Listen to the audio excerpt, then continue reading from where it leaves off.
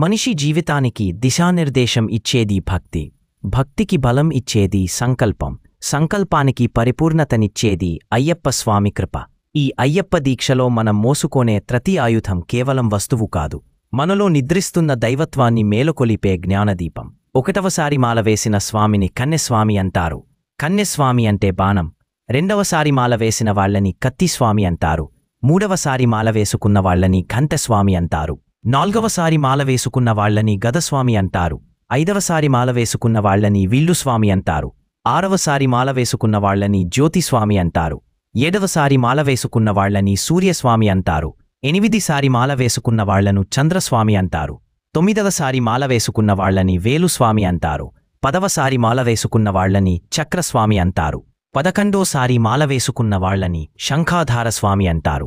12సారి మాల వేసుకున్న వాళ్లని వేలునాగాభరణ స్వామి అంటారు. 13సారి మాల వేసుకున్న వాళ్లని శ్రీహరిస్వామి అంటారు. 14సారి మాల వేసుకున్న వాళ్లని కమలస్వామి అంటారు. 15సారి మాల వేసుకున్న వాళ్లని త్రిశూలం స్వామి అంటారు. 16సారి మాల వేసుకున్న వాళ్లని శ్రీ శబరిగిరి స్వామి అంటారు. 17సారి మాల వేసుకున్న వాళ్లని ఓంకార స్వామి అంటారు. 18సారి మాల వేసుకున్న వాళ్లని నారికేల్ స్వామి అంటారు. ఈ ఆయుధాల అర్థం ఏంటి అని వివరంగా ఒక వీడియో చేశాను, ఇక్కడ కింద ట్యాగ్ చేశాను, క్లిక్ చేసి చూడండి. ఈ 18 స్వాములు అమి ఆయుధాలు భక్తుణ్ణి సాధారణ మనిషి నుంచి సంపూర్ణ జీవిగా మార్చే ఆధ్యాత్మిక ప్రయాణం.